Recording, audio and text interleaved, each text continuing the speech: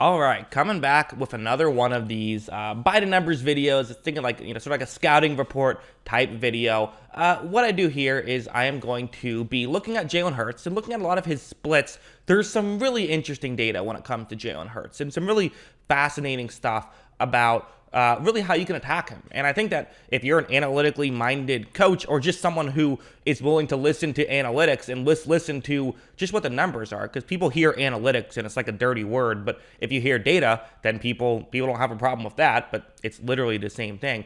So if you have a coach who's willing to listen to some data, this will be a great way in sort of letting them know how to attack Jalen Hurts and the Eagles offense. And also, I think it's fascinating because it kind of shows that Jalen Hurts is good at specific things. So let's just get into the film and let's get into the numbers. There will be no film in this video, but again, trying to change my content up a little bit, not just do the same thing for every video. So seems like people enjoy these, so gonna keep making them. But yeah, let's get into the numbers and talk about really some of the intrigue with Jalen Hurts. So this is the most interesting thing about Jalen Hurts. Just so you know what you're looking at. So obviously this is gonna be when he's blitzed versus when he's not blitzed, and then on each row, this is where Jalen Hurts ranked in each category. So not necessarily like you go all the way over to the far right column, and what it's going to say is percentage. That's just where they ranked in terms of percentage of times that Hurts has been blitzed versus Hurts has not been blitzed.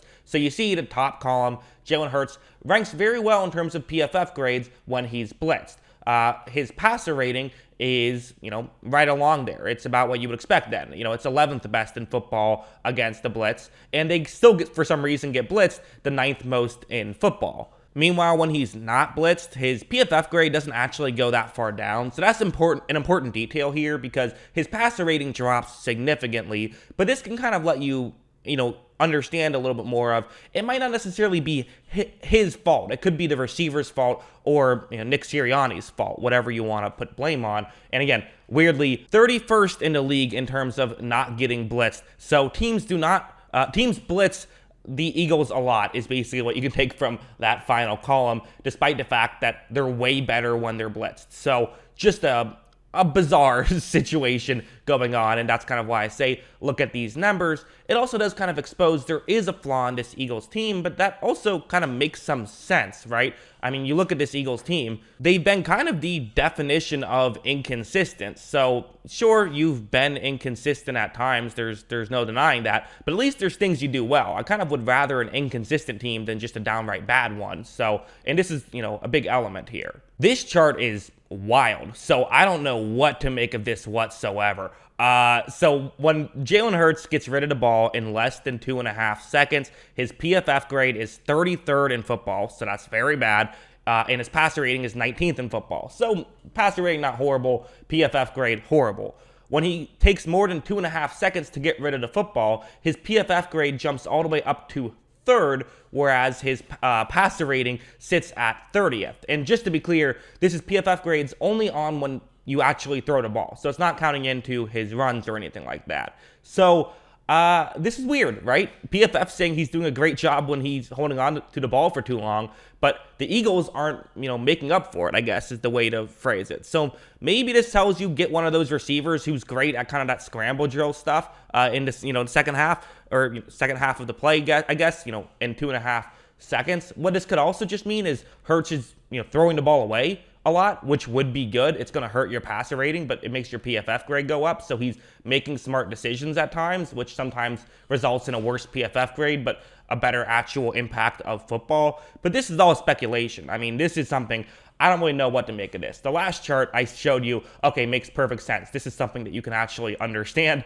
This one, I got nothing. Now for this one, so under pressure versus kept clean. Now, this is interesting. I think a lot of people in the analytics community, from what I understand, will say that you want a quarterback who's great when he's kept clean as opposed to when he's under pressure. Like if you could, choose one or the other, you would choose kept clean. Hurts is someone who is, much better when he's under pressure. 6th best PFF grade, 19th best passer rating, and, percentage doesn't really matter too much, but I figured I'd throw that on there. So, they get pressured a decent amount, and part of that is just Hurts' play style himself. He invites a lot of those pressures. Meanwhile, when he's kept clean, he has the 21st PFF grade. His passer rating drops to 29th best. So that's a little bit fascinating, but does kind of check out. And the hope is that you can just sort of have him learn how to be a pocket passer a little bit better.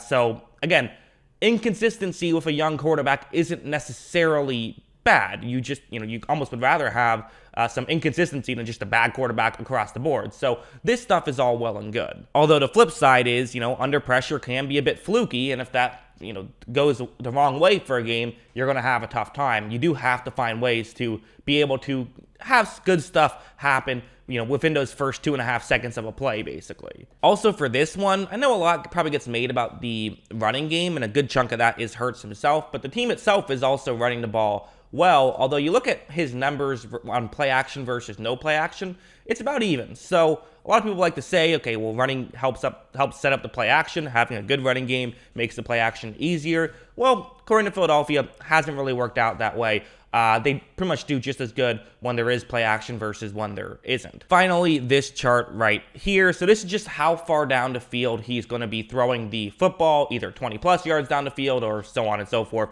You can read the chart for yourself. The bottom is -0, which means shy of the line of scrimmage. So you look at the top of the board with the, not very good at PFF grade, not very good passer rating, 20 plus yards down the field, but they throw the ball deep often. And how much of this is Jalen Hurts just doing Jalen Hurts things? How much of this is Nick Sirianni designing these plays? Regardless, they're not really working. 35th best passer rating out of, I believe it's 37 eligible quarterbacks in this chart. Because again, it's not in terms of teams. This is in terms of the quarterbacks who have played at least 20% of their snaps. Although for everything else across the board, it kind of checks out. It seems like, Hurts does a pretty good job, 10 to 19 yards down the field. So that's nice to see. Not the best 0 through 9 down the field, and also behind the line of scrimmage. What's I keep having to mention each time I bring up this chart is that your passer rating in that section of the field, it's very volatile, and honestly, there's not much of a difference between the 30th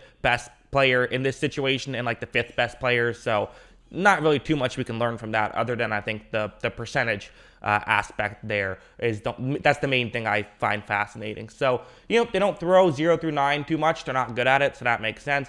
You could argue they throw deep down the field a bit too much, and they should throw that 10 to 19 yard down the field range a little bit more. That might be fair to say, again, especially because part of me does wonder, even if it's not a play action, because we saw those numbers don't really work too well for the Eagles. But maybe for Hurts, when he's sort of scrambling out and he's making the throw over the middle, that can get a lot more open. So stuff like that, even if it's not a play action, just the threat of Jalen Hurts running, that could be an aspect. But again, this is just speculation. Everything I say that's a guess is just that. It's a guess. The numbers are the real interesting thing here. So what are the takeaways we can have here? First of all, stop blitzing Jalen Hurts. Stop blitzing him. I know he's a young quarterback, but just because most young quarterbacks struggle against the blitz doesn't mean all do. And Hurts is not one of those guys who struggles when he gets blitzed. He gets better. So don't blitz him.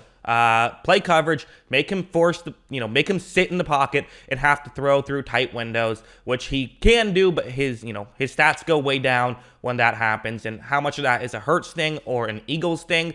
Again, you can be the judge. I think it's a little bit of both, but I actually think I'd probably put more on the Eagles. I think that kind of their receiving core, like Devonta Smith, is a man coverage killer. It's like having that against man, where typically when it's when it's a blitz, you're going to have a man coverage play with only a single safety deep, probably not going to cover double team anybody. So then that's when he can sort of do his magic. So that's my guess is that's the case. But that's, I think, the most interesting thing about this, which is actually something I've talked about in the past.